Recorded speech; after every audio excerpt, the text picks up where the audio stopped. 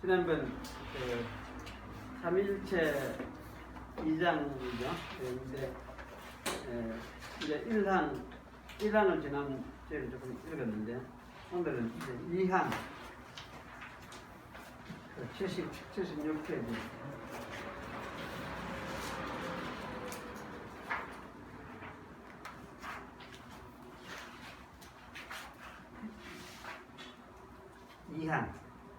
하나님은 본질적으로 그리고 스스로 완전한 생명과 영광과 선과 행복을 가지고 계신다. 그는 본질에 있어서 그리고 자기에 대하여 홀로 완전히 자족하신다. 그래서 그는 자기가 만드신 피조물의 도움을 필요로 하지 않으시고 그들에게서 아무 영광도 얻으려 하지 않으시고 다만 자신의 영광을 피조물들 안에서 그것들에 의해서 그들에게 그것들을 위하여 나타내신 분이다. 그는 홀로 모든 존재의 유일한 근원이시오. 모든 만물은 그에게서 나오고 그로 말미암고 그에게로 돌아간다. 그는 가장 절대적인 주권을 가지고 모든 만물을 통치하시며 그것들에 의하여 그것들을 위하여 또 그것들 위에 자신이 기뻐하시고 원하시는 것은 무엇이든지 행하신다. 그의 앞에서 모든 만물이 드러나며 나타난다. 그의 지식은 무한하시고 무하시며 피조물에 일어나지 않으십니다. 그러므로 하나님에게는 아무것도 우연하거나 불확실한 것이 없다. 그는 그의 모든 계획과 그의 모든 사역과 그의 모든 명령에 있어서 가장 거룩하시다. 천사들과 사람들과 기타 모든 피조물은 어떠한 경계나 봉사나 순종이든지 그에게 걸리는 것이 마땅하며 그는 그것들을 받기를 기뻐하신다. 하나님의 본체는 하나이며 곧 동시에 삼위이시다. 즉 본체와 능력과 영원성에 있어서 동일하신 성부 하나님과 성자 하나님과 성령 하나님이시다. 성부는 아무에게서도 나시거나 나오시지 않으시고 성자는 성부에게서 영원히 나셨고 성령은 성부와 성자로부터 영원히 나오신다. 다시 좀 읽어 보시기를 바랍니다. 이제 이 부분이 창조주 하나님과 그 피조물과 관계 속에서 여러 가지 표현된 표현들을 정리를 해놓은 것이기 때문에 사실은 이게 이제 그 어떤 철학적인 관점에서 이야기하는 것도 아니고 어떤 그런 어떤 사변적인 측면에서 접근하는 그런 것은 아니고 성경의 이 관계를 표현해 놓은 걸 찾아서 정리를 해 놓은 것인데 참 이걸 자칫 우리가 이제 그 사변적인 관점에서 또는 철학적인 관점에서 이해를 하고 접근하는 그런 이제 하다 보면은 이 성경이 말하는 의도에서 벗어날 수밖에 없는 잘못 해석하고 그렇게 이제 많이 하기도 합니다. 하는데 사실 그런 것은 아니다는 걸 이해할 필요가 있고 하나님이 뭐 완전한 생명이다, 영광이다, 선하다, 행복하다, 복되신 하나님이시다 하는 이런 부분들 그 하나님 자신이 온전하신 분이면은 뭐 이런 것을 사실은 자기 자신에게는 뭐 이야기할 것도 사실 없잖아요. 없는데 이제 이런 이야기를 표현하는 거는 자기 백성과 관계 속에서 아마 이제 가르치면서 자기를 나타내시는 그런 관점 속에서 아마 이런 이야기를 한다. 그렇게 우리 이해를 할 수 있습니다. 그래서 그 본질에 있어서 자기에 대하여 홀로 완전히 자족하신다. 그래서 자기가 만든 피조물의 도움을 필요로 하지 않는다. 그러니까 하나님이 사람이 도와주지 않으면 하나님은 안 되는 분이냐? 그런 분도 아니다. 그런 분도 아니다. 그리고 사람이 영광 돌려주지 않으면 하나님이 안 되는 분이냐? 심심해서 못 견디느냐? 그런 분도 아니다. 그런 건 사실 그렇게 건 아니란 말이죠. 그래서 하나님 스스로 그런 그건 사실 아닌데 그래 안 해도 스스로 자족하시고 또 스스로 만족해 하시고 행복해 하시고 하시는 그런 하나님 미심은 틀림이 없죠. 그래서 이제 피조물의 영광을 얻으려고 하지 않으시고 이런 표현들은 욥기 여기 이제 요약을 인용을 해왔지만은 다른 성경 다른 부분에서도 좀 생각해봐야 될 부분이긴 하죠. 하나님이 그러면 여러 가지 사람에게 찬송을 받으시고 그걸 받으시기를 원하시고 이래 하는 부분들도 이제 또 나오기도 하고 하니까 이런 분을 이제 어떤 의미로서 말씀하고 있는가를 우리 잘 살펴볼 필요가 있고 그 이제 밑에 부분에 만물은 그에게서 나오고 그런 말미암고 그에게로 돌아간다. 만물의 근원이 모든 존재의 근원 그럼 이제 사실 모든 존재의 근원이신 영이신 하나님 지난주에 생각했던 것처럼 영이신 하나님 이걸 이제 이해하지 아니하면은 결국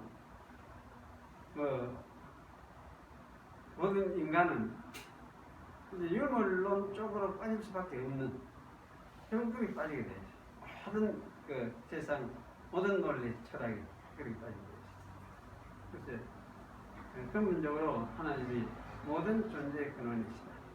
그분은 지난주에 생각했던 그분이 이제 완전하신 순수하신 영이시다.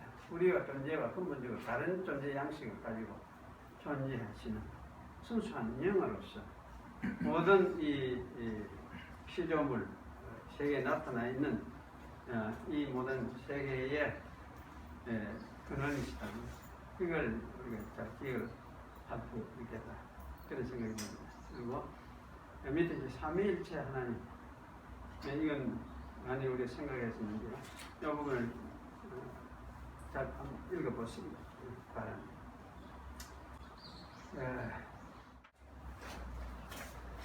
이번에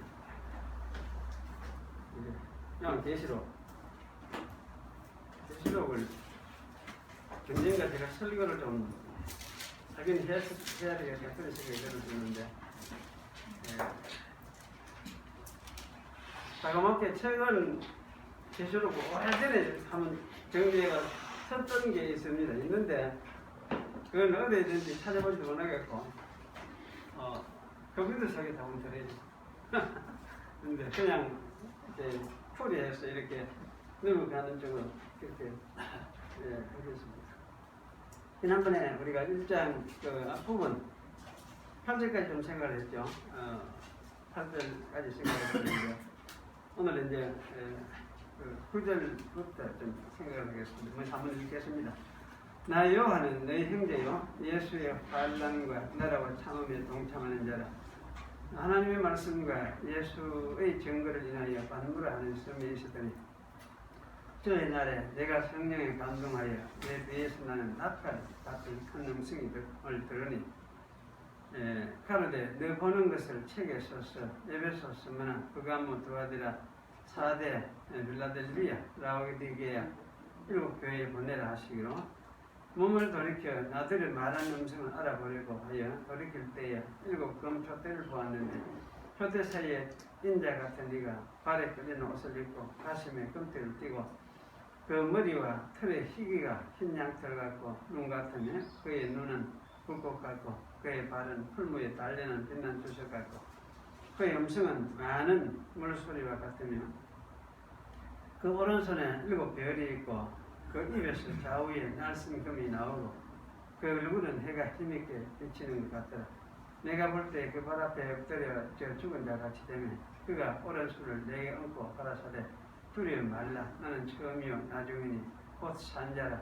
내가 전에 죽었으므로 볼지어다 이제 세세토록 살아있어 사망과 음부의 열쇠를 가졌노니 그러므로 네 본 것과 이제 있는 일과 장차될 일을 기록하라. 네 본 것은 내 오른손에 7별의 비밀과 7검 촛대라. 7별은 7교회의 사자요 7 촛대는 7 교회입니다. 그렇습니다.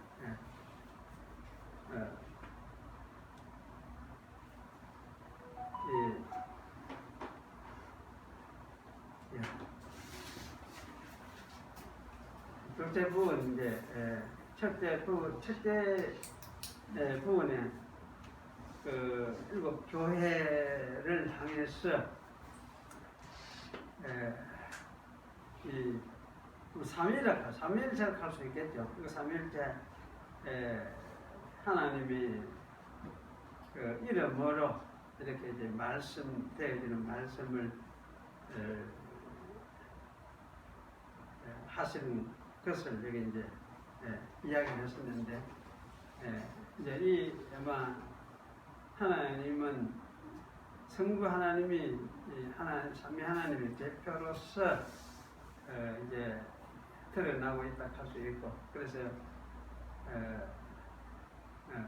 알파와 오메가다 흔히 이런 이야기를 많이 하죠. 그래서 이제도 있고 전에도 있어 왔고 있었고 그런데 사실 전에도 있어 왔고 그 다음에 장차 올 자요 전능한 자 이런 이제 표현들 우리가 이제 좀 살펴봤는데 오늘은 이제 9절부터 보겠습니다. 나 요한은 너희 형제요 예수의 환난과 나라와 참음에 동참하는 자라. 그러니까 여기 요한은 너희 형제요 동참자다. 동참자다. 근데 이제 이 형제하고 동참자라는 이 말하고 이것이 사실은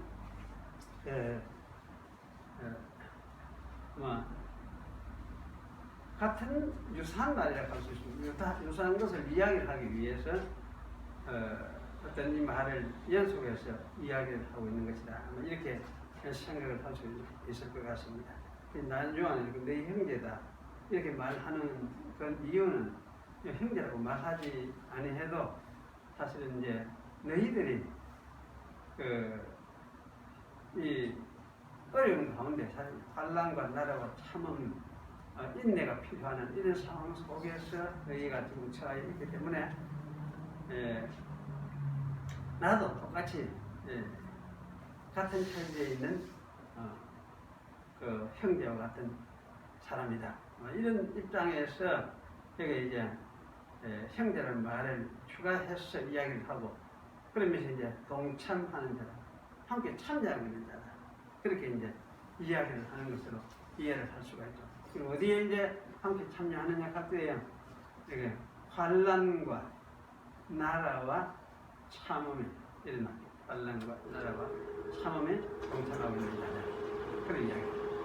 환난이라는 말은 사실 어려움이죠.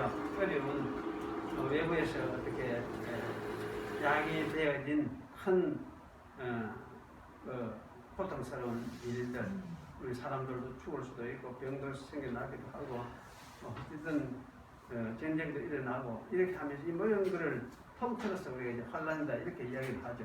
환난 이렇게 이야기하고 때로는 이제 박해, 핍박도 여기 아마 포함시킬 수 있는 그런 말이라고 할 수 있습니다. 그런데 이 환난에 동참하고 있다. 그럼 나라와 참음에 동참하고 있다. 환난, 나라, 참음 이 세 말도 사실은 서로 연관성이 있는 그런 말이라고 할 수 있습니다. 그래서 환난을 이야기를 하면서 이 환난이 뭐냐 나라에 참여하는 것이다.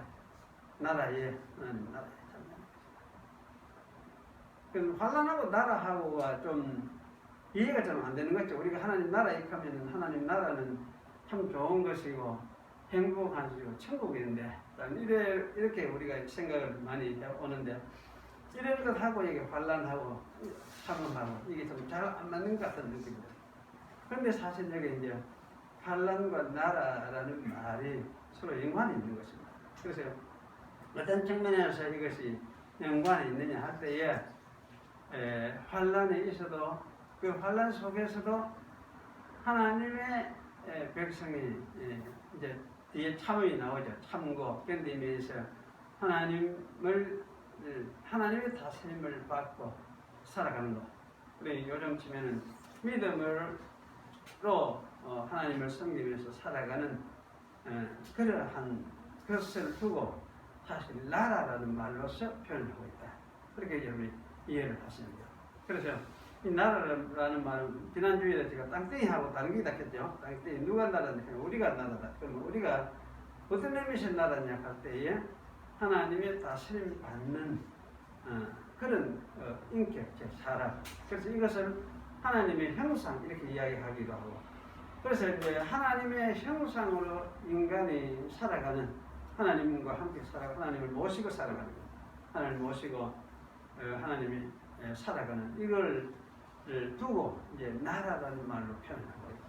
이런 나라의 이 삶은 당연하게 세상에서 어떻게 되느냐, 이 환란을 겪게 당할 수밖에 없고 또 이제 그로 인해서 견디는 참아야 하는 이런 일을 당할 수밖에 없다는 걸 제가 이야기를 하고 있어요.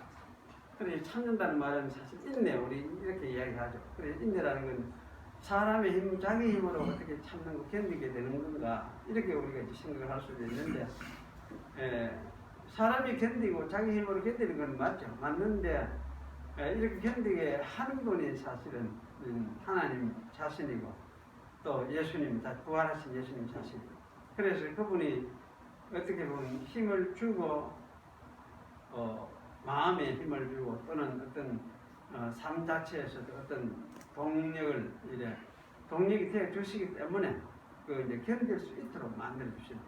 그래서 그걸 참는이다, 참음 또는 인내 이렇게 이야기할 수 있죠. 그래서 이런 가운데 동참하고 있는 사람이다. 그렇게 이제 말씀을 하고 있습니다. 그러면 이제 왜 이렇게 이런 일을 당하느냐 이야기를 하죠.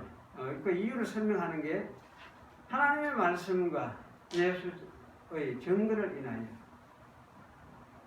하나님의 말씀과 예수의 증거, 예수를 증거하는 것인지 예수의 증거를 하는 증거 때문에 예수의 증거 때문에 예수를 증거하는 것 때문에 이 두 가지 다 가능할 수 있거든요. 근데 사실은 예수의 증거 이 두 가지 다 가능할 수 있겠다 싶어요. 왜냐하면 예수님이 세상에 요것을 보면 오셔서 예수님 학생 사역 전체는 하나님 아버지를 드러내는 게 예수님 사역이었어요. 목적이 전체 한마디로 이야기하면 우리를 구원한다 하는데 구원한다 하는 그것이 우리 편에 보면 하나의 우리에게 일어나는 주어진 은혜라는 관점에서 보면 하나의 큰 측면이지만은 이런 구원하는 이 구원의 이 측면보다 더 큰 측면, 그거는 이제 근본적으로 이제 하나님 아버지를 드러내시는 것, 하나님 아버지를 드러내시는 것. 그리고 구원이라는 것은 예수님이 드러내신 하나님 아버지를 알게 되는 이게 사실 구원이거든요. 예수님이 드러내신 하나님 아버지를 알게 되는. 이제 그런 의미에서 사실 이게 그 예수의 증거하는 이 말이 아마 예수의 증거 때문에 이렇게 되어 있으니까 예수의 증거 이렇게 아마 해석을 할 수도 있겠다. 그게 이제 생각을 할 수 있죠. 그런데 또 예수를 증거한다. 그 말도 틀린 건 아니다 지금. 왜냐하면 이제 그 예수님이 증거하신 그 증거를 나타내셨는데 사실은 그 증거를 드러내고 실제로 보여주고 하신 분이 예수님 자신이기 때문에 그래서 우리가 예수를 믿는다 이렇게 할 때는 결국은 누구를 믿냐? 예수님을 믿는 것이 뭐냐? 하나님 아버지를 믿는 것이다 할 수 있거든요.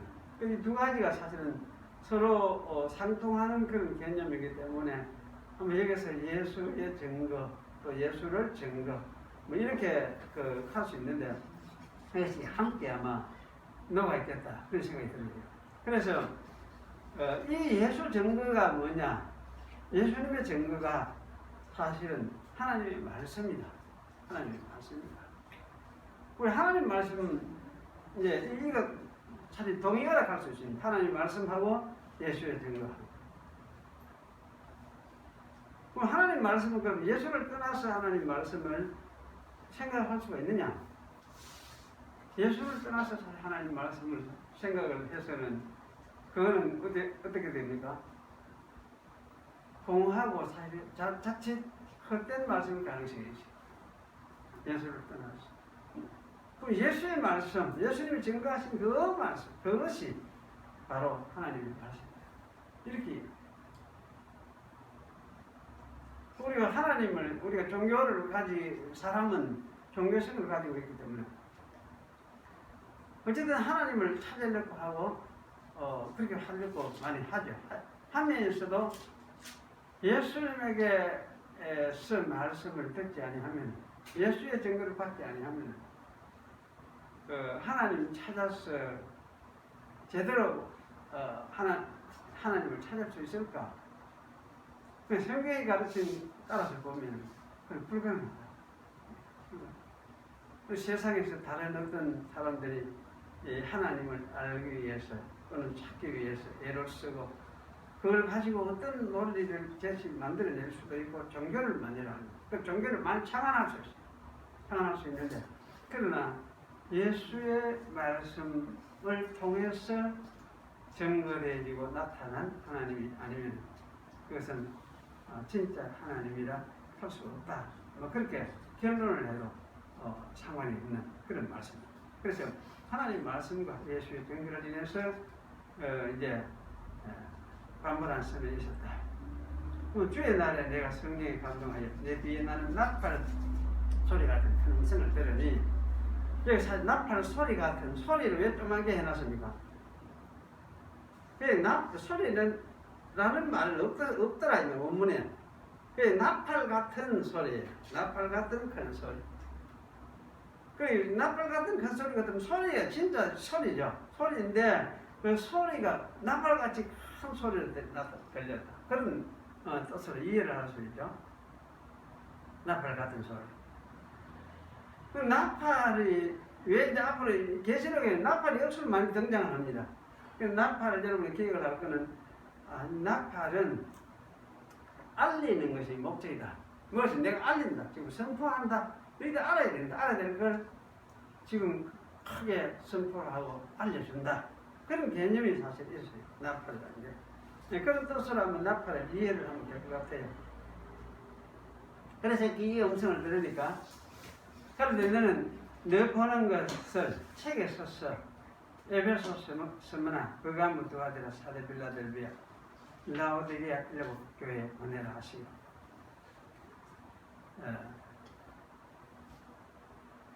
몸을 돌이킨 나들은 말한 음성을 알아보려고 하여 돌이킬 때 일곱 건축들을 보았는데 일어나죠. 그래서 여기 이제 넘어가기 전에 여기 주의 날 하는 걸 좀 생각할 필요가 있는데요. 주의 날에 내가 성령에 감동하여 내 뒤에서 나는 나팔 소리 같은, 나팔 같은 큰 음성을 들었다. 나팔 같은 큰 음성, 이 나팔 소리는 하여튼 하나님의 음성이다, 그런 의미죠. 하나님의 음성이다. 근데 그것을 들은 날이 어떤 날이냐? 주의 날이다, 이렇게 하고 있습니다. 주의 날 하는 건 어떤 날일까? 요즘 이제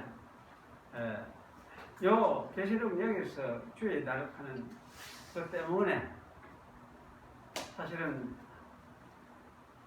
이게 왜 갑자기 이런 날이 나올까? 다른데 주의 날 하면 이렇게 사용이 안 나오거든요. 잘 안 나오고. 근데 여기서 이제 주의 날 이렇게 사용을 하고 있으니까. 그래서 이거는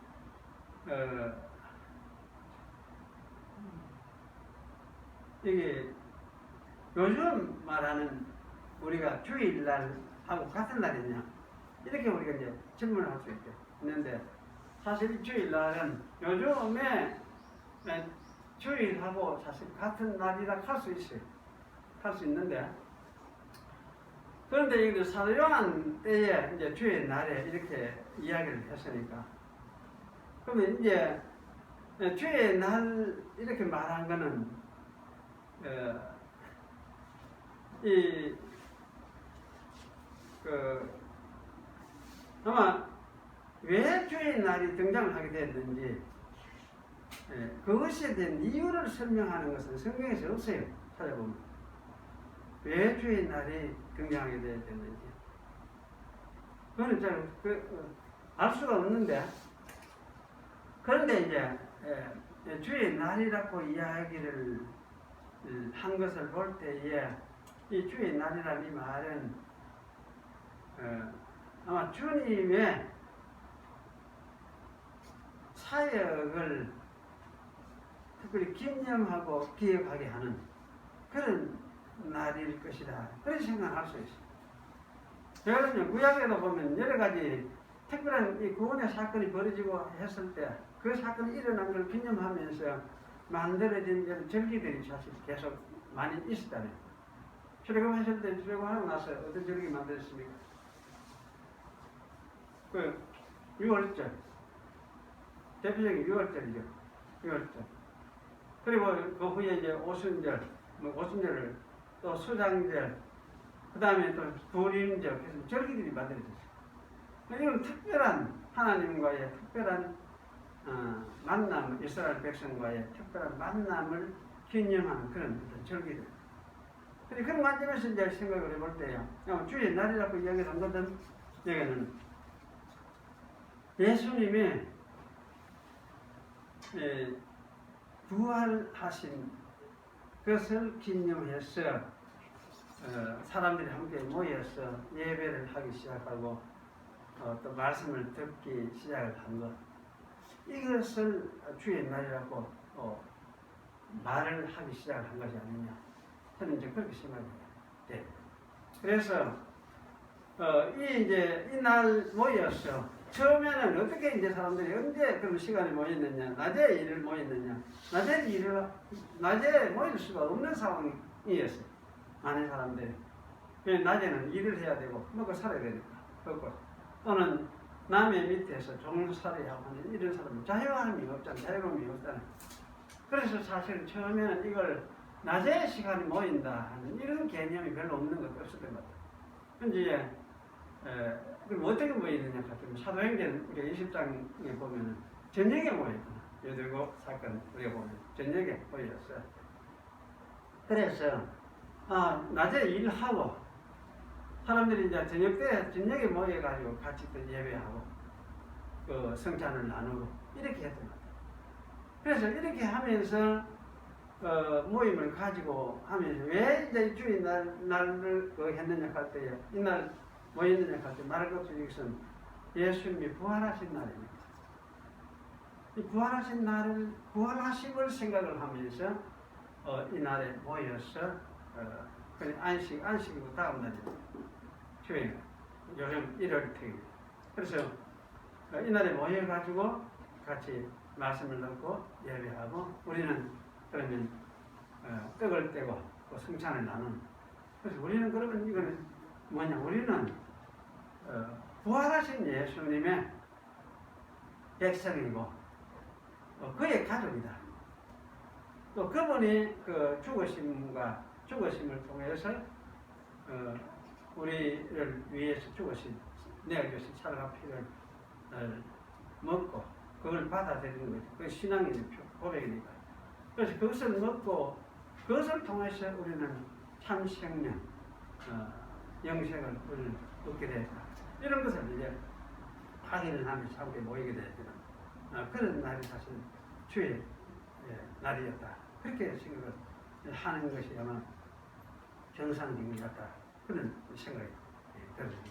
그래서 이날에 이제 성령이 감동해서 감동이라는 말인데 사실 성령 안에 있었던 거죠. 성령 안에 감동했다는 말이 사실 성령 안에 있었다. 그러면 성령이 그러려면 좀 특별한 방식으로 좀 그를 사로잡았는지 모르겠습니다. 그래서 감동하여 내 뒤에서 나는 나쁜 소리가 들리면서 들었다. 이렇게 이야기했습니다. 이날은 이제 결국은 하나님의 계시를 받는 것이죠. 아마 예배했다 할 수도 있을 것 같은데, 이게 그래서 사실 이 주의 날이 이렇게 해서 주의 날은 저녁에도 모이고 이래 해서 부활한 첫날 예배를 드리는 그런 드림을 사실 드리기 시작을 했고 이래 해서 했는데 사실 이 날은 이거는 이제 어떤 그 구약식으로 말하자면 이 날을 이기 때문에 모이느냐 한 그런 이제 그런 개념으로 사실 모인 것은 아니다 가르쳐요. 구약에는 안식일을 지키라 했잖아요. 안식일 지키라 했잖아요. 안식일을 지키라. 그러기에 안식일날 우리는 꼼짝없이 요래해야 된다 하는 이런 식으로 사실은 주의 날 모인 것은 아니다. 그러면 어떻게 모이느냐 같아요. 이거는 이 이제 주의 날이라는 거는 부활을 가르쳐주고 우리에게 생각하게 주고 상기시켜주고 우리가 하나님 백성 되는 근본 이유를 보여주는 것이기 때문에 사실 주의 날에 모여서 예배를 하지만은 이건 다른 날은 그러면 다른 날은 주님께 속한 날은 아니냐 이할 때에 예수 믿는 사람이 어떻습니까? 다른 날은 주의 날 아닙니까? 다른 날도 다 주의 날이죠. 사실은 다른 날도 다 왜냐면 주의 날이라고 내가 주님께 속했기 때문에 다른 날도 다 주 안에 있는 살아가는 것이에요. 살아가는 시간적으로 볼 때는 차이가 없어요. 차별이 구분이 없다. 그래서 반드시 그러면 이 날을 모여서 이 날을 안 하면 안 되느냐 이렇게 할 때요. 이 날 안 해도 사실은 상관이 없거든. 다른 날 예배도 상관이 없어요. 상관이 없는데 중요한 거는 이제 부활을 되새겨주는 상기시켜주면서 이 부활 사건 때문에 우리가 주일날 모여서 예배하고 예수님이 하신 사역을 기억을 하고 또 이 부활은 우리의 부활도 약속으로 보여주는 것입니다. 그 예수님의 부활 속에 우리의 부활이 담겨 있습니다. 그래서 우리의 부활도 되새기고 그걸 확인하고 이렇게 하면서 말씀을 듣고 예배하고 하는 이런 날이기 때문에 이 이제 모임 자체가 사실은 말씀 듣고 예배하고 함께 하나님 나라를 확인하고 하는 이것이 소중하고 중요하기 때문에 사실은 이걸 우리가 함께 모여서 이렇게 예배 드리고 하는 것이지만은 이것은 구약에처럼 나를 안 지키면 안 되고 나를 시간적으로 나를 지켜야 된다 그런 의미로서 하는 것은 아니라는 거 그걸 기억을 해요. 그래서 주일날 모임은 무엇이 있냐 할 때 이거는 어느 날 모여도 상관은 없지만 주일날 이렇게 모여서 주님 부활하시는 것을 기념하면서 모이게 되어졌으니까 그럼 이 모임은 근본적으로 어떤 모임이냐 믿는 사람들이 아주 자유로움 속에서 강제가 아니고 자유로움 속에서 하나님 말씀 듣고 그 말씀 통해서 하나님을 만나고 말씀 듣는 것이 우리가 하나님 만나는 거거든요. 말씀 듣는 것이 말씀 듣고 예 그 말씀 맞습니다. 이렇게 하는 이것이 뭐냐면 하나님 만나는 겁니다. 그래서 이렇게 이제 하나님을 만나고 하는 이것이 소중하기 때문에 이날 모여서 이렇게 하지만 이건 근본적으로 나라에 매여서 움직이고 활동하는 그런 어떤 것은 아니다. 우리가 기억을 하죠. 그래서 주일날 모임은 이거는 어쨌든 자유로움 속에서 우리가 하나님 예배하는 것이 소중하고 하기 때문에 이렇게 모이게 되는 것이 이것이 주의 날이라는 것 이걸 여러분 기억을 하시기 중요하고 그래서 이렇게 이제 이게 주의 날 모이기 시작을 했는데 아마 이것이 나중에 로마가 기독교 국가로서 이제 바뀌죠. 기독교를 국교로 받아들이게 되죠. 그때가 이제 313년 AD 이쯤 됐습니다. 그때에 이제 기독교를 국교로 선포를 하고 황제가 그렇게 하고 그때부터 뭐냐면 이제 이 낮에도 예배를 할 수 있는 그런 어떤 시간적인 이 가능해졌습니다. 그래서 아마 낮에 예배 드리는 게 막 그때부터 아마 시작돼서 가능성이 있겠다. 그런 생각이 들죠. 그래서 낮에 모여서 예배하고 왜 낮에 모여서 이렇게 예배하느냐 이렇게 공휴일로 정했는데 그때는 그 이제 예배하기 위해서 로마에서 이제 주일날을 공휴일로 정했는데 그때 그렇게 하면서 하는 말이 근데 일요일하고 이게 겹쳐지는 거죠. 근데 일요일 로마의 원래 달력으로 보면 일요일 태양의 날이에요. 태양의 날인데 그럼 이제 예수님이 사실은 진짜 의의 태양이시니까 우리는 이게 단순히 세상 말하는 이 태양을 말하는 것이 아니고 예수님이 진짜 우리 의의 태양이십니다.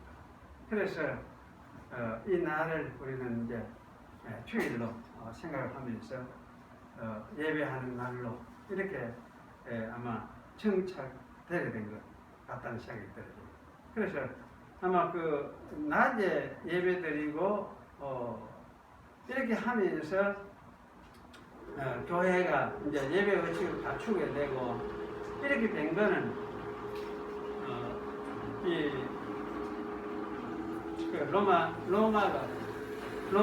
로마 시대 313년 아마 이후에 그것이 아마 갖춰져 갔겠다 그런 생각이 들어집니다. 그래서 그 전에는 그러면 그런 뭐가 없었느냐 할 때, 의식이 없었느냐 할 때, 물론 모여서 예배하고 말씀 듣고 또 기도하고 참여하고 성찬 나누고 하는 이런 과정은 다 함께 있었지만 뭐 아주 규칙적으로 어떤 의식화 시켜가지고 예배 의식을 만들고 하는 것이 아마 그 후로 이게 뭐가 정리가 되어진 것이 아니냐 이런 생각이 들어집니다. 그래서 이런 역사적인 과정은 앞으로 더 많이 아마 그 연구를 한 사람들에 의해서 좀 바뀌어질지 모르겠는데 하여튼 그렇게 된 것 같다는 생각이 들어져요.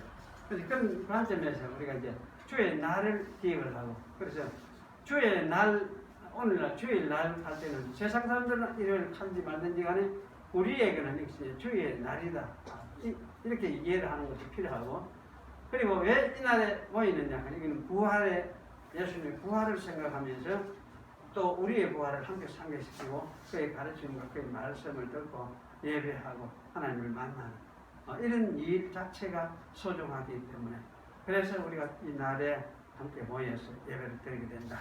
그리고 이거는 자원에서 자유로움 속에서 이렇게 함께 모이는 그런 모임이다.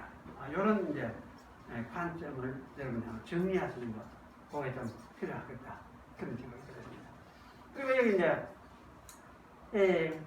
여기 아시아 7교회, 소아시아 7교회, 에베소, 스무나, 그가모, 두아데라, 사데, 필라델비아, 라오디게아.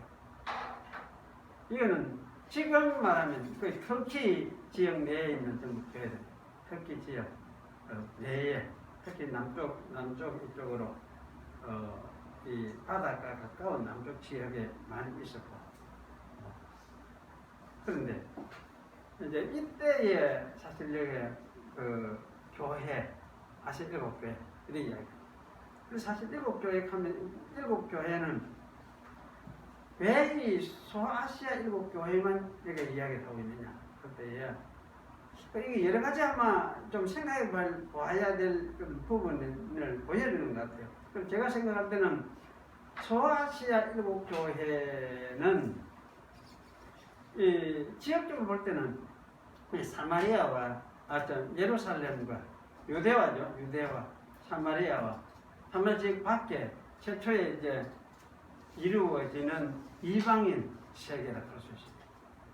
그래서 이방인 세계로 나아가서 이방인 세계에 형성된 교회 아마 첫 교회라고 할 수 처음 교회라고 할 수 있는 그런 부분이라고 할 수 있습니다.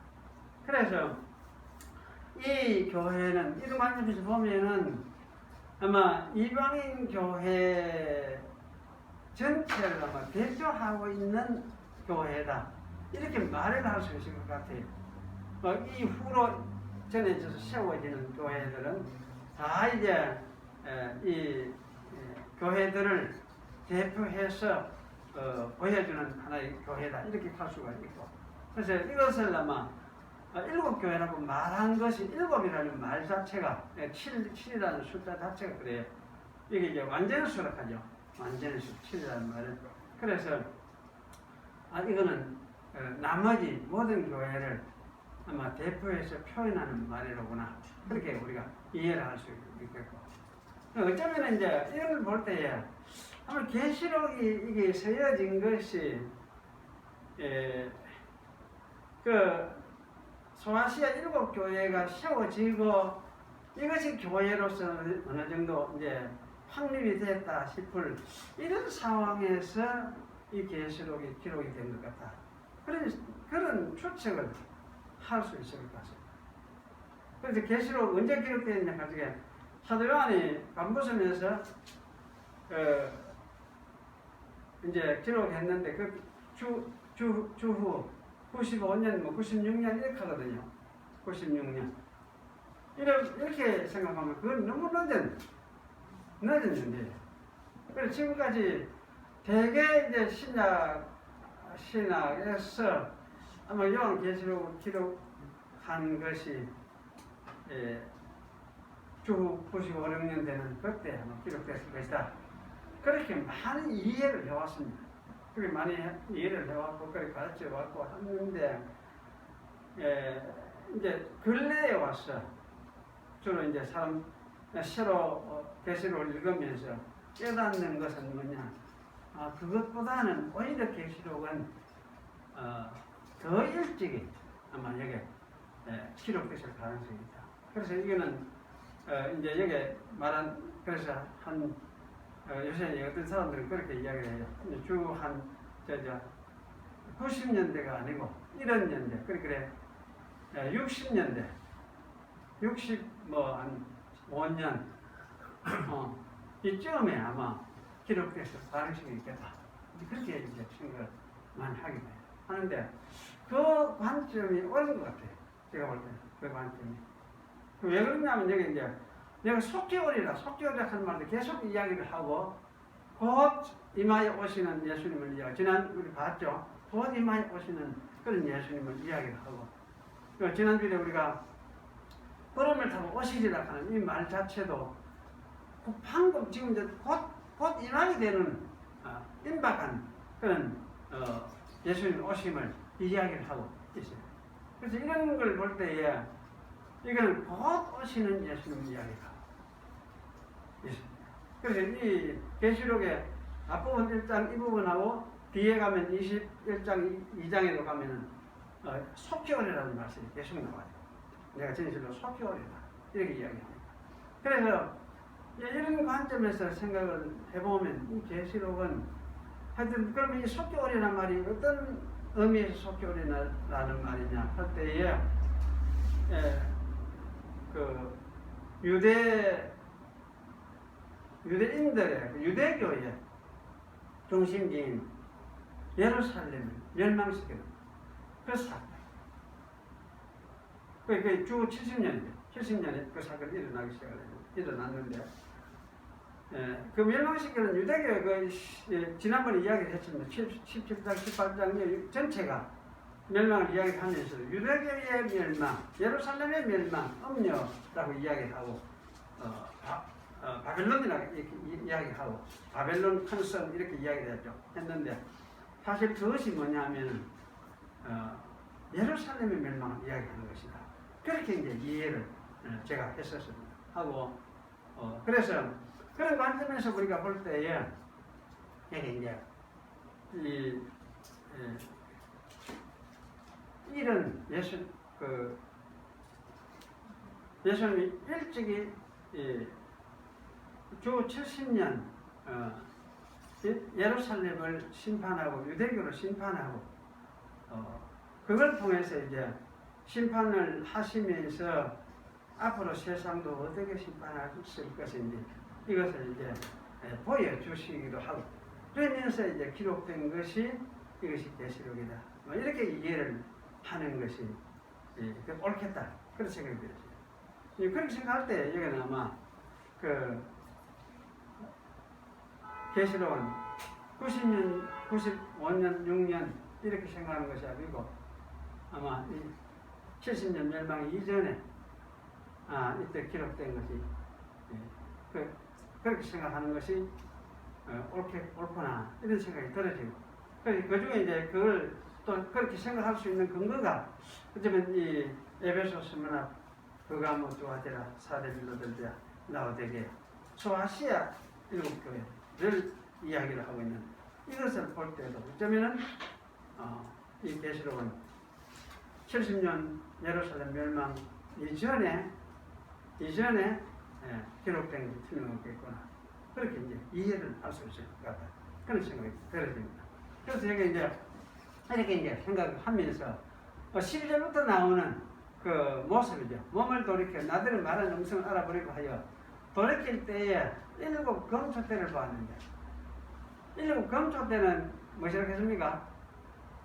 앞에 일곱 교회겠죠. 초대가 교회니까. 그죠? 그럼 초대 사이에 인자 같은 이가 발에 끌리는 옷을 입고 가슴에 금띠를 띠고 초대 사이에 인자 같은 이가 계세요. 계셨는데 이 초대 사이에 계시는 이분이 그 20절에 가보면 오른손에 일곱 별을 잡고 있죠.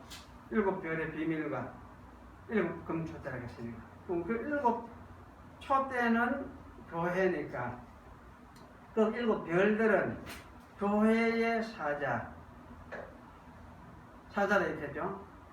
교회의 사자를 했는데 천사가 아니고 그 교회에서 일하는 사역자들이란 그렇게 이해하면 되겠죠. 요즘 치면은 아마 설교하고 담당하는 교회를 목회하는 목회 담당자들 목사라 할 수도 있고 아마 사도들 파송을 해가지고 일할 수 있도록 교회를 돌아볼 수 있는 그런 사람들을 할 수 있어요. 그런 사람들을 사자다 그렇게 이야기를 했는데 사자란 말은 사실은 안게로스 그 천사라는 말 같은 말이에요. 같은 말인데 이것이 이제 하늘의 천사가 아니고 하나님의 심부름을 하는 하나님의 일을 하는 하나님의 일꾼은 다 하나님의 사자예요. 그래서 사람도 하나님의 사자. 요즘 주변에 이걸 이제 목사도 하나님의 사자 할 수 있습니까? 없습니까? 하나님의 일꾼을 일을 하는 목사는 하나님의 사자를 할 수 있습니까? 근데 안개로서 할 수 있죠. 천사 할 수 있죠. 천사. 우리는 천자 하나님 천자를 붙이지만 그 상관없어요. 천사 할 수 있어요. 하나님의 일을 하는 사람은 하나님의 사자예요. 그런 관점에서 이제 이런 이야기를 합니다. 그런데 이 인자 같은 이가 이제 교회 가운데서 다니시는데 초대사에 그 옷이 모습이 어떠느냐 하면은 그 교회 사람 가운데 계신다는 말은 아마 그분은 이제 교회를 돌아보고 교회를 다스리고 계신다 그 말이죠. 그런 의미겠죠.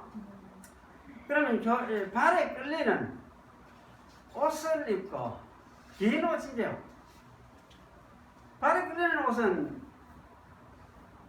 이건 옛날부터는 근데 왕이라고 하죠. 왕도 긴 옷을 입었죠. 왕복을 쓰고 긴 옷. 또 제사장도 사실 긴 옷을 입고 우리 구약의 제사장들이 다 긴 옷을 입었어요. 발이 그냥 덮일 겁니까? 말도 거의 발이 덮이는 옷을 사실 발이 안 보여야 됩니다. 그런 긴 옷을 사실 입는데 아마 이것을 또 보여주는 거는 인자 같은 이가 왕이기도 하고 제사장 같기도 하고 그리고 우리가 성경을 좀 이제 확대해가 생각하면 왕 같은 제사장 되니까 우리를 보고 사도 베드로는 너희는 왕 같은 제사장이다 이렇게 말을 했지만은 진짜 왕 같은 제사장이 누굽니까? 예수님 자신을 가르치는 말인 것 같습니다. 예수님 자신이 하나님 앞에서 사실 이런 사역을 하고 지금은 그야말로 이제 세상에 온 교회들을 다스리고 계시고 또 돌보면서 그 교회를 키워가고 확장해가고 하는 이 모든 일을 주장하시고 그러면서 세상을 이제 통치하시는 그런 어떤 예수님의 모습을 이렇게 설명하고 있다. 그렇게 우리가 생각할 수 있죠. 그래서 이게 이제 인자 같은 이가 발에 그린 옷을 입고 가슴에 그 다음에 금띠를 띠고 가슴에 금띠를 띠고 가슴에 금띠를 띠고 왜 가슴에 금띠를 띠었을까? 다니엘서를 보면은 좀 인자 비슷한 분이 나타나 다니엘 10장에 보면은 허리에 띠를 띠고 허리에 띠요.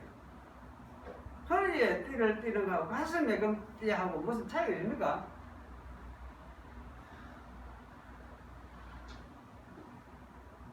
허리 띠하고 가슴 띠하고 허리 띠는 뭡니까? 이건 왜 그럽니까? 허리 띠는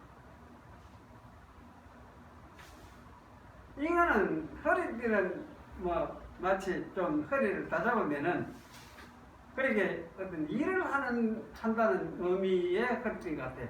다니엘서는 그런 의미로서의 허리에 띠를 띄었다 이렇게 이야기를 하는 것 같아요. 하는데 여기에는 아마 가슴에 금띠를 띄었다.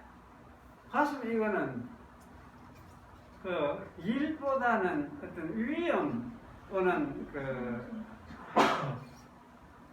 입은 옷에 아마 태를 내는 것 같은 느낌. 왜 우리 한글 옛날 두루마기 입을 때도 그렇잖아요.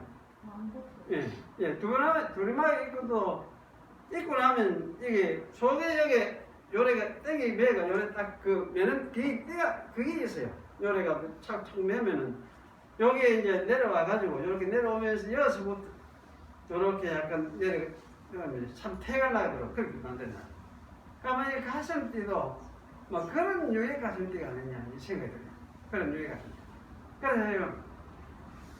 그래서 가슴에 금띠를 띠고 지금 금띠를 떴으니 그러면 왕을 상징을 하죠. 사실은 귀한 분을 상징을 하니까 저분이 참 너무나 귀한 분이고 대단한 분이구나 이걸 하면서 참 태가 나고 그 모습이 보기 좋은 그런 아마 그걸 보여주는 것 같아요. 그리고 이제 그 머리와 털의 희기가 흰 양털 머리와 털의 희기가 지금 이 말씀 읽을 때마다 머리가 우리는 다 하얗잖아요. 저기 까맣잖아요. 우리 한국 사람들은. 그런데 이거 와이 머리가 이거 흰 양털 같은 희딱해서 그럴까 이런 생각이 많이 들고 이 뭐 흰 머리가 그 종기가 그런 생각이 들 때가 들리는데 그렇게 흰 머리가 좋습니까? 흰 머리가 별로 좋은 것 같지도 않은데 어쨌든 당시 보면 이게 이제 흰 색깔 흰 머리 이걸 통해서 뭐냐 이건 아마 그 여러 가지 흰 색깔 여러 가지 보여주니까 순결하다는 그런 의미도 있고 그러니까 죄가 없다 순결하다 또는 이제 그 승리했다 승리 이런 것도 보여주고 또 어떤 사람은 이게 지혜를 보여주는 것이다 이렇게 이야기를 하는 사람들이 있어요. 지혜, 순결 뭐 이런 걸 보여주고 그래서 이 통틀어서 이거는 아마 신적인 어떤 존엄을 보여주는 것이 아니냐. 이제 주석학자들은 좀 살펴볼 때 되게 아마 이런 정도로 생각을 하고 있는 것 같아요. 그래서 이게 우리의 생각하고는 좀 다르지만 여기 흰 머리와 털의 희가 흰 양털 같다. 이 말은 어쨌든 뭐 그렇게 이해를 하는 것이 뭐 좋겠구나 그런 생각이 들어집니다. 그리고 눈 같으면 그게 내 생각이요. 그의 눈은 불꽃 같고 불이 이걸 타면서 막 뜨듯이 이렇게 이거는 아마 세상을 살펴보는 그런 어떤 이제 통찰력 세상을 감찰하고 살펴보는 통찰력 뭐 이런 걸 아마 의미하는 것이다 그렇게 이제 생각을 하고 있습니다. 그리고 여기 이제 풀무에 달려는 빛난 주석 같다. 사실 이거는 여기도 다니엘 10장에도 비슷한 그 모습이 나오는데요. 이건 아마 밝고 빛난 주석. 빛난 주석이면 알죠? 떼기 불을 떼가지고 뭐 쇠를 달게 되면 하얀 되죠. 나중에는 하얀 되는데 아마 그런 류의 그걸 이야기를 하는 것 같아요. 그런 류의 그 주석이라는 말은 이거는 이게 왜 하필 주석이냐 이 할 때에 아마 이건 이제 어쩌면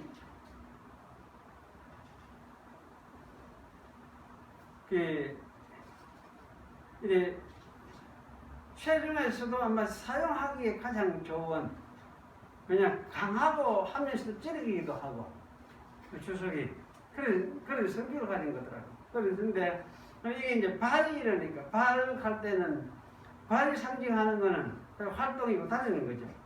다니는 것이. 그래서 그런 일에 아마 적합한 발의 모습을 이야기를 하고 이거는 좀 활동하고 일을 하시는 예수님의 모습을 이야기를 해주는 것 같다. 그런 생각이 듭니다. 그러면서 무슨 일을 하느냐 할 때에 사실은 빛난 주석 같은 불꽃에 달린 빛난 주석 같으니까 사실은 이제 밟으면 뭐 다 타버리는 거지. 다 타버리고 그렇게 되지는 그런 어떤 이제 위험을 가진 그런 모습을 이야기를 하는 겁니다. 그리고 이제 음성은 많은 물소리와 같고 성경에 이제 하나님의 음성은 하여튼 많은 물에 비유를 하고 있어요. 많은 물에 비유를 하고 있어요. 상상이 갑니까? 많은 물에 비유. 어떤 물일까? 어떤 소리일까? 어떤 소리일까? 상상할 수 없죠. 많은 물이 막 한끼 꽁꽁꽁 나이아가라 폭포에 많은 물이 떨어지면 그막 천둥같이 이래 떨어진 소리를 내면 떨어지는 저 가보지도 않으시니까 무슨 소리 안 쳐도 감이 안 잡히는데 하여튼 그 오른손에 7별이 있고 그 입에서 좌우에 날성금이 나오고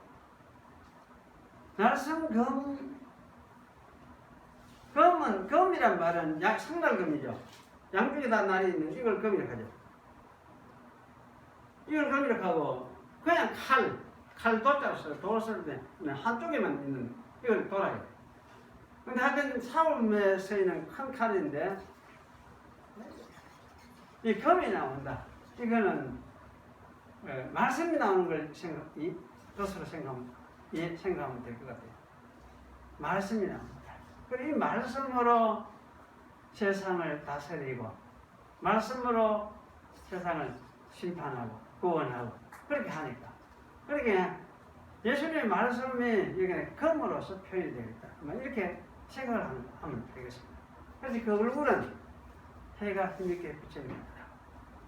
얼굴이 해가 힘있게 비치는 그 모습은 여기 이제 전체가 아마 얼굴 중심이겠죠. 그 모습 자체가 해가 힘있게 비치는 것 같다. 이렇게 이해할 수 있는데 그래 이런 모습으로 사도 요한에게 예수님이 등장하셨어요. 나타났어요. 이런 모습을.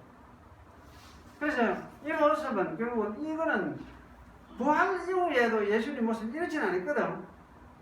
부활 이후에도 이렇지 않았어요. 부활 이후에 예수님 모습이 이런 식으로 나타난 적이 없어요. 그런데 언제 이렇게 이런 모습으로 나타나느냐? 부활 승천하셔서 하나님 우편에 앉으시고 하나님의 모든 권세를 받고 난 이후에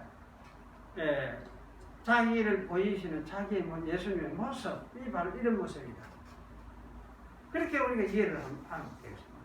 그래서 내가 볼 때 그 발 앞에 엎드려져 죽은 자같이 되면 그가 오른손을 내게 응복하라서 둘의 말이 나는 처음이요 나중이다. 처음이요 나중이다. 이 말이 성부 하나님에게도 사용했었고 여기도 성자 예수님에게도 사용했다 할 수 있죠. 부활하신 그분이 곧 아버지를 이제 대표해서 나타내시는 그런 하나님이십니다. 그래서 난 처음이요 나중이다. 곧 산자라 내가 전에 죽었습니다. 볼지어다 이건 세세도록 살아있어. 사망과 음부의 열쇠를 가진다. 사망과 음부의 열쇠를 가졌다. 근데 여기 열쇠들을 가졌다. 사실 복수로 번역을 해야 맞는 것 같아요. 그러면 왜 복수냐 할 때 사망의 열쇠도 가졌고 음부의 열쇠도 가졌고 이렇게 이해를 하는 것이 옳을 것 같아요. 그래서 사망과 음부의 그 정권을 가지고 있는 거지. 생명, 생사에 대해서 정권을 가지고 계시는 분들로서 그러므로 이 본것과 이제 있는 일과 장차될 일을 기록하라. 아마 네 본 것, 이제 있는 일. 아마 여기 볼 때는 네 본 것 하는 거는 이제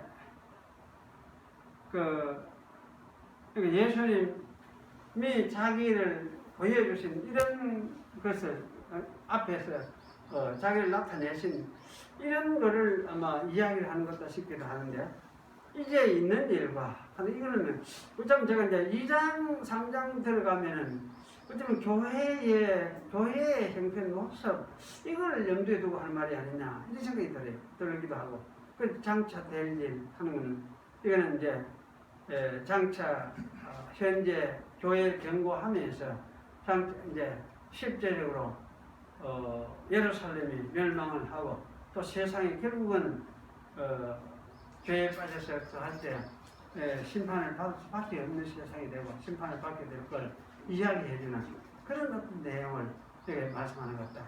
그렇게 생각이 들었습니다. 그래서 이렇게 하면서 일곱 교회에게 이 말씀을 하고 있다. 이런 생각을 하게 되죠. 그럼 왜 일곱 교회에게 이런 말씀을 하느냐 할 때 왜 이렇게 하겠습니까? 교회에 이 말씀하는 이유는 무엇이겠습니까? 교회에 대한 여기 이제 에베소 교회에 대해서 말을 하니까 에베소 일곱 교회에 대해서 말을 한다면 에베소가 소아시아 일곱 교회에 대해서 말을 이런 이야기를 한다면 이유가 뭘까요? 교회 이야기하면서 앞으로 예루살렘 심판을 보여주고 세상 심판도 보여주고 그렇게 교회 이 이야기를 한다면 교회는 뭐 때문에? 교회가 정신 차려야 된다. 교회를 경고를 하고 있는 말씀이죠. 교회에 대해서. 그리고 아수아시아의 정신 차려야 된다. 교회에 대한 경고이기도 하고. 그래서 앞으로 세상이 어떻게 하나님의 심판이 다가와 곧 임하게 되어지는데 예루살렘 심판을 통해서 시작되어지고 그 심판의 첫 모습의 심판을 예루살렘 그 성전 심판되고 유대인들이 심판받고 하는 이런 이제 모습을 보여주면서 세상이 결국은 하나님 심판하에 있다는 걸 이야기를 해주고 그럼 교회 너희는 뭐냐? 너희들은 이제 정신을 차리고 왜 유대인들이 심판을 받고 예루살렘이 심판받게 되어졌는가? 그것에 대해서 너희들이 정신을 차리고 깨달아야 된다. 그러면 이런 말씀을 이제 하시는 거죠. 그래서 이 말씀을 바꾸어 이야기하면은 현재 에베소, 스무나, 버가모, 두아디라, 사데, 빌라델비아, 라오디가 이 교회에도 예루살렘이 멸망하게 될 것인데 그와 비슷한 양상이 현재 일어납니다. 현재 너희들 조심해라. 너희 이방교회 조심해라. 유대교회가 하나님의 버림을 받는다면 이방교회 너희들도 유대교회처럼 저렇게 되가면 너희들도 똑같이 심판받지 않는 경고를 하고 있는 것을 볼 수 있습니다. 그런 관점에서 사실은 여기에 미리 1장에서 예수님이 자신의 모습을 이렇게 드러내시는 것이다. 그런 우리가 생각을 할 수 있습니다. 이렇게 볼 때에 어쩌면 이제 오늘날 교회도 역시 이 말씀을 읽으면서 참 정신을 차려야 되겠구나. 정신을 차려야 되는데 어떤 면에서 이제 정신을 차려야 되겠느냐 하는 문제 이거는 여기 소아시아 일곱 교회가 당면했던 문제들 그와 비슷한 문제들 우리 역시 살피면서 우리가 정신을 차려야 될 부분이 무엇인가 어떤 것인가를 우리가 생각해 봐야 된다 그런 교훈을 우리가 받게 됩니다. 그리고 2장 이제 3장 소아시아 일곱 교회가 있는데 나오는데 그들의 문제가 무엇인가 이것에 대해서 이제 여기 아마 설명을 해주고 있는 것 같습니다. 다음 주에 이걸 좀 생각을 하도록 하겠습니다. 기도하십니다. 그러하신 하나님 감사합니다. 오늘도 주의 말씀을 우리가 함께 읽으면서 맨날 소아시아 일곱 교회를 위해서 경고하시면서 사도 요한에게 자신을 나타내셨던 주님의 모습을 우리가 생각을 했습니다.